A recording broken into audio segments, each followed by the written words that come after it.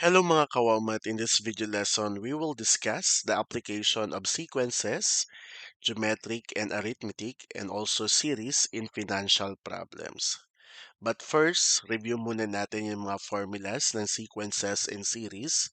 For sequences, for arithmetic sequence, ito yung gagamitin natin formula. A sub n is equal to a sub 1 plus the quantity of n minus 1 times d, where yung d ay yung common difference at yung a sub 1 is the first term. Geometric sequence, ang formula na gagamitin natin is a sub n is equal to a sub 1 times r raised to n minus 1. Yung r natin dito is the common ratio. For series, yung kinukuha natin yung sum for arithmetic series, S sub n is equal to n over 2 multiplied to a sub 1 plus a sub n. So kapag given ang first term and last term, itong formula ng arithmetic series ang gagamitin natin dahil meron tayong dalawang formula for arithmetic series. Yung pangalawa naman, S sub n is equal to n over 2 multiplied to 2 times a sub 1 plus the quantity of n minus 1 times d. So kapag given ang a sub 1 natin sa yung common difference, itong formula ng arithmetic series ang gagamitin natin. For geometric series, we will use this formula S sub n is equal to a sub 1 multiplied to 1 minus r raised to n over 1 minus r. Or pwede naman magkabaliktad a sub n multiplied by r raised to n minus 1 over r minus 1. So dito class, kailangan yung r natin hindi siya mag-equal sa 1 kasi magiging 0, no? Magiging 0 ang denominator natin. And kapag infinite, kapag kinukuha natin yung infinity, so ito yung formula na gagamitin for your geometric series kung infinite siya. So is equal to a sub 1 over 1 minus r, where yung absolute value ng r dapat less than sa value ng 1. Okay, so let's start. Number 1, a farmer borrowed 30,000 at 8% interest compounded annually. So how much will have to pay at the end of 5 years? Since compounded annually, so once a year lang siya magbabayad. So nandiyan yung mga given natin. Ano yung mga given natin? Yung 30,000, that will be the principal amount. 8%, that is the interest rate. So hindi na natin to i-divide sa kung ano kasi compounded annually. So, 0.08 divide 1 is 0.08 pa rin yung gagamitin natin. And the time is 5.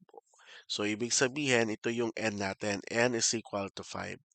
So, para magamit natin kung arithmetic or geometric, so tingnan natin since compounded ito, growth rate kasi siya. So, automatic, this is geometric sequence, no? Base dun sa mga napag-aralan natin sa previous video lesson natin. Pag growth rate, so automatic, that is geometric sequence. So, kailangan muna natin para magamit yung formula, isolve natin yung a sub 1. So, yung a sub 1 sa ganitong problem, so ang gagawin natin, yung principal amount plus, multiply natin yung principal amount times the interest rate. So, 30,000 plus 30,000 multiplied by 0.08 is 2,400 plus 30,000. So, ang first term natin is 32,400. So, ito yung gagamitin natin. So, ang common ratio naman, we have 1 plus r. So, ito yung ginagamit natin. So, 1 plus r, yung r natin is 0.08. So, yung common ratio natin is 1.08. So, diretso tayo sa paggamit ng formula for geometric sequence. So, sa substitute lang natin, itong a sub 1 natin, yung r, tapos yung n dito sa formula. So, 32,400 multiply to 1.08 raised to 5 minus 1. So, gamit yung calculator nyo dyan, pwede nyo i-direct sa calculator. Ang makukuha nyo sagot is 44,079.84 pesos. So, pwede nyo i-double check yung sagot natin kung parehas tayo ng na-compute. So, ibig sabihin, the farmer will have to pay 44,079.84 pesos at the end of 5 years. So, yung hiniram niyang 30,000, no, tinubuan niyo ng halos 14,000 kasi 44,000 ang ibabayad niya. at the end of 5 years. Another problem, a company's annual profit for the year 2022 was 210,000 pesos. So the profit is expected to increase by 4% each year. So calculate the company's expected annual profit for the year 2027 and the accumulated profit from 2022 to 2027. So pag may nakita kasi kayong percent, no? Kasi hindi siya constant eh. Kapag may nakita tayong increase by ganyan ng kung ilang percent man, geometric yan. Geometric sequence ang papasok agad sa inyo na gagamitin. Kasi growth rate siya eh. So, ano yung mga given natin?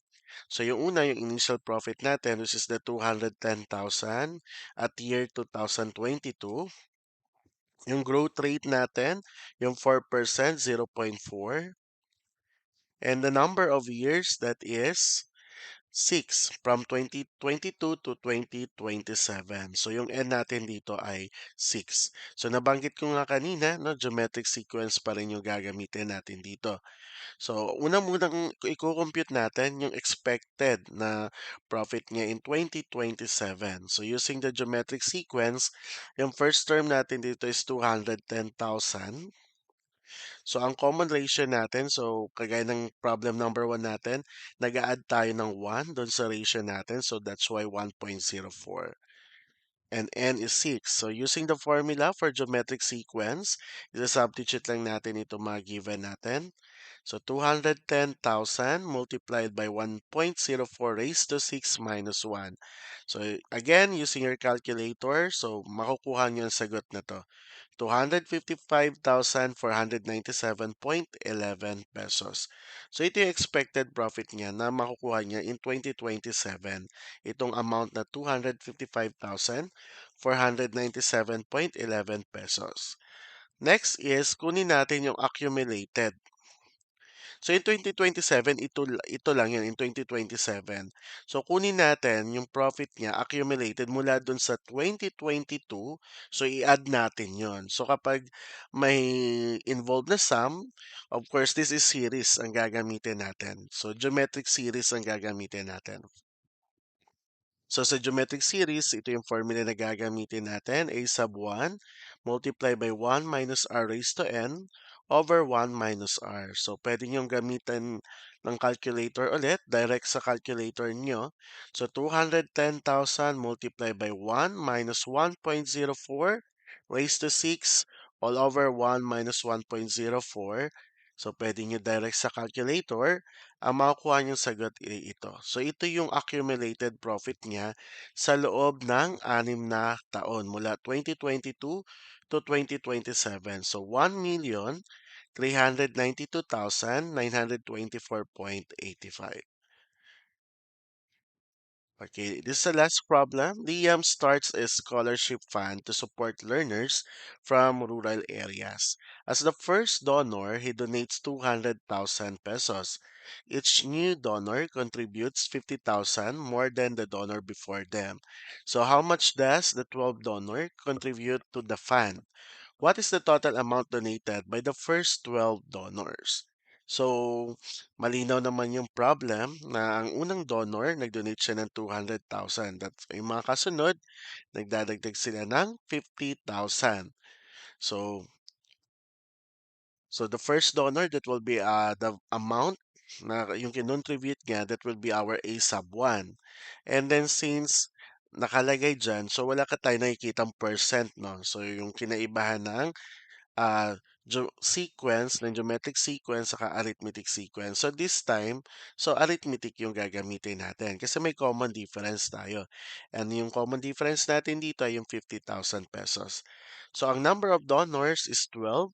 So yun yung n natin.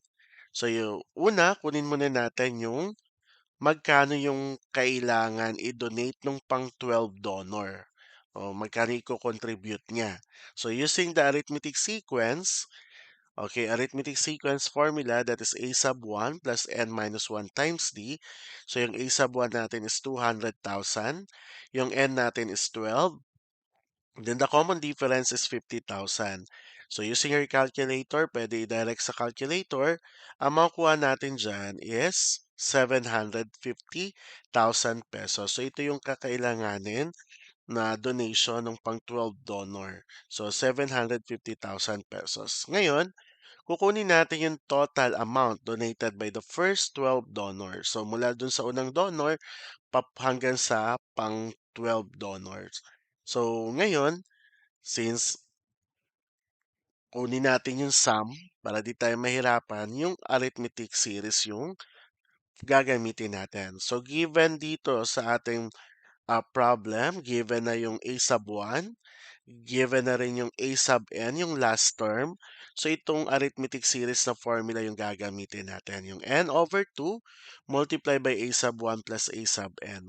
So yung a sub n, that is the last term, which is the a sub 12, yung 750,000. So 12 over 2. So substitute lang yung a sub 1 na 200,000 plus yung a sub n na 750,000. So that is 950,000 times 6. So the answer is 5,700,000. So yun total donation, no? Mula dun sa unang donor papunta sa 12 donors. So 5,700,000 pesos. Thank you for watching this video. I hope you learned something. Don't forget to like, subscribe, and hit the bell button para updated kayo for more video tutorial. This is your guide in learning your math lesson, your Wow Math channel.